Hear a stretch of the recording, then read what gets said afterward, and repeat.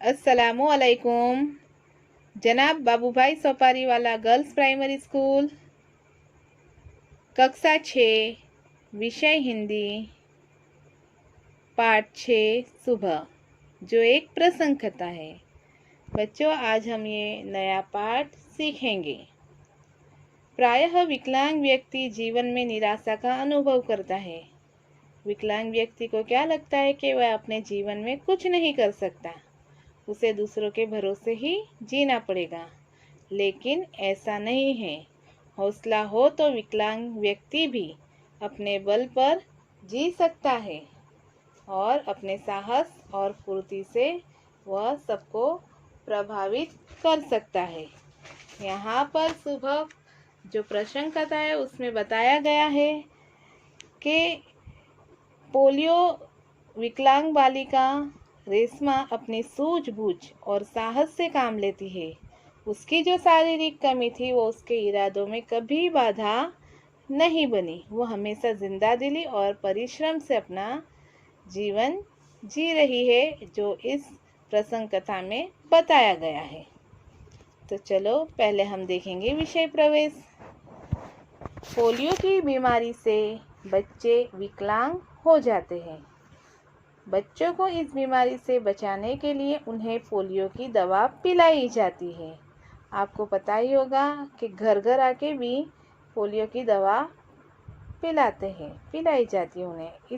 इस सच्ची घटना में पोलियो विकलांग बालिका अपनी सूझबूझ और साहस से काम लेती है। वो अपनी हिम्मत से काम लेती है और उसकी जो शारीरिक कमी उसके इरादों में कभी बाधा नहीं बनी, वो रुकावट नहीं बनी। वह जिंदा दिली एवं परिश्रम से अपना जीवन कैसे जी रही है, इसका निरूपण इस घटना में किया गया है। तो चलो बच्चों, हम इस घटना को समझे और देखें। तो पहले हम देखेंगे नए शब्द। सफाई, व्यस्त, मकड़ी, झूठे, उत्सुकता, सहलाते, सौंपा, भुलक्कड़, नहा धोकर, पहिए वाली कुर्सी। फिर से देखें। सफाई, व्यस्त, मकड़ी, झूठे, सहलाते, सौंपा, भुलक्कड़, नहा धोकर, पहिए वाली कुर्सी। आगे हम देखें। पाँव, सहायता, स्वयं, सदस्य, बर्तन, डिब्बे, बोतल, दलिया, रसोई घर। फिर से देखें।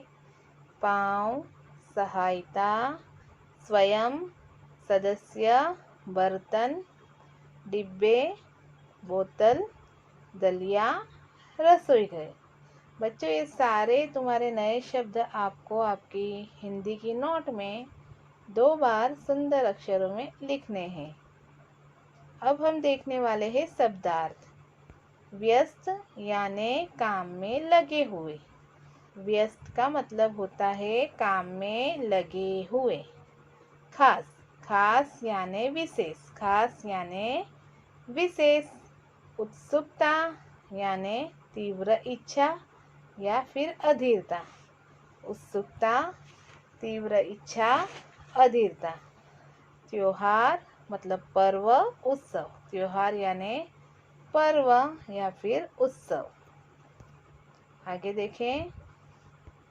भुलक्कड़ यानी भूलने वाला। भुलक्कड़, भूलने वाला। रुआंसा, रोने जैसा। रुआंसा, रोने जैसा। ढकेलना, आगे बढ़ाना। दैनिक, दिन के या फिर रोज के। आगे देखें। बेजान यानी निर्जीव और जिनमें हरकत न हो वो। बेजान, निर्जीव, जिनमें हरकत न हो। आगे देखें। इलाज यानी उपचार। इलाज का मतलब होता है उपचार। जान यानी प्राण या फिर चेतना, परिवार यानी कुटुंब, निर्भर रहना, भरोसे रहना या आधार रखना, निर्भर रहना, भरोसे रहना, आधार रखना। आगे देखें, मेवा, मेवा यानी सूखा फल, बादाम, काजू, किशमिश आदि।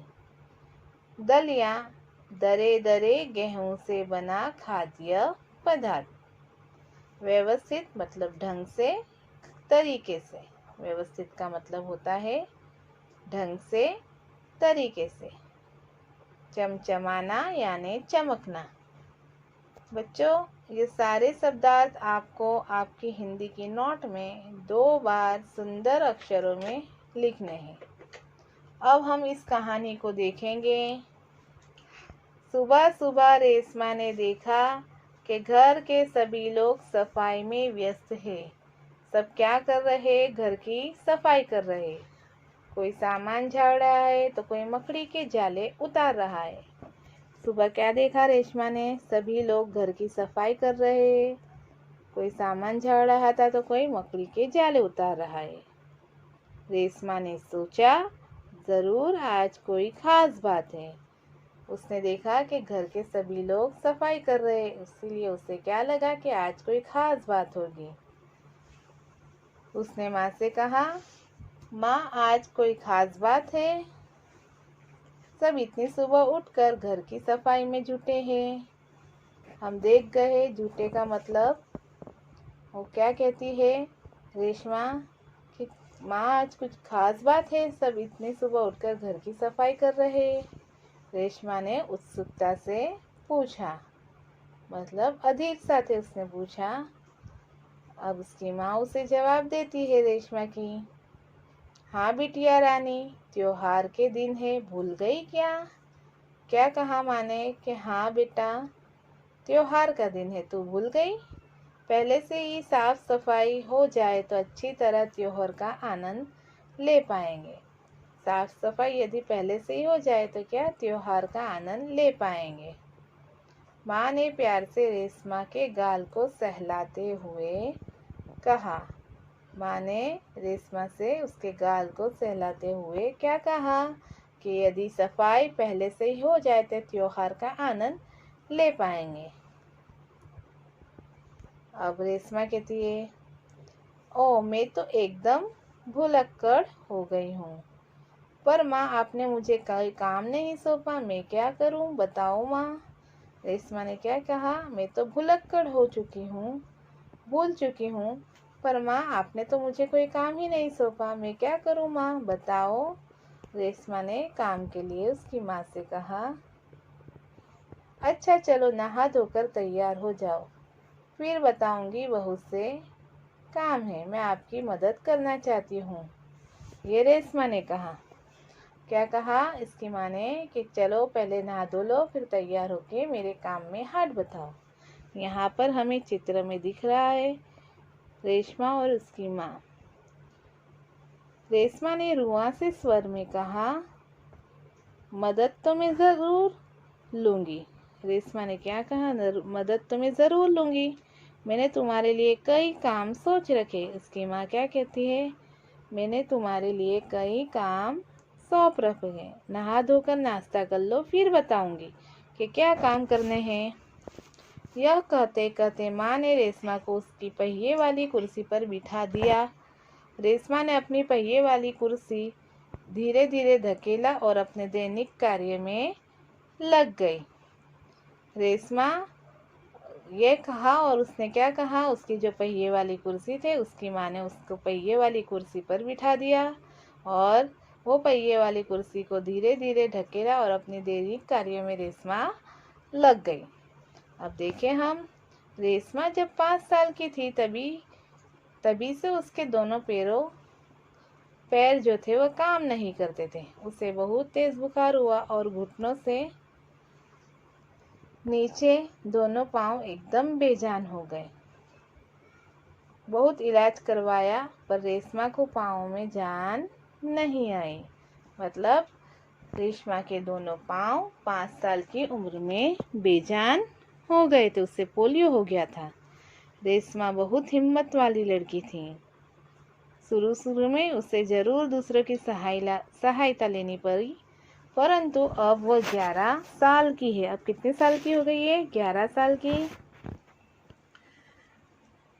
11 साल की उम्र में वो अपने सारे काम स्वयं करती है, मतलब खुद करती है, और वो अपने परिवार पर अपने काम के लिए निर्भर नहीं रहना चाहती थी।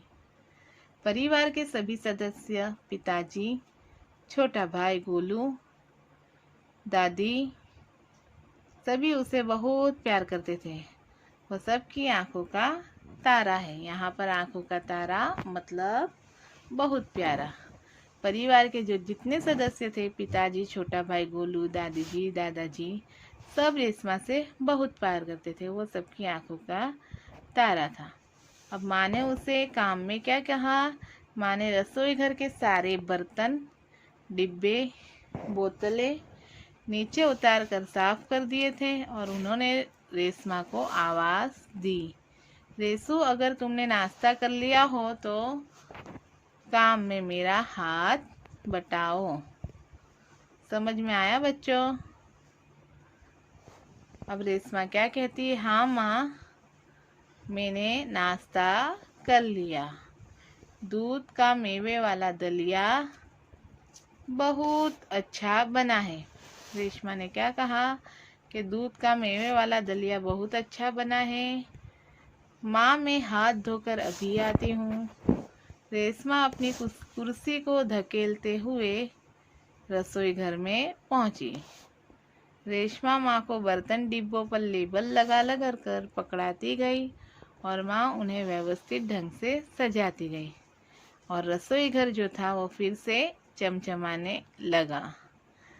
अब यहाँ पर रेशमा की बात बताई है जिसे पोलियो हुआ था, लेकिन वह अपने दैनिक कार्य करती रहती थी। समझ में आया बच्चों? इसके आगे की घटना हम आगे के पीरियड में देखेंगे। Thank you.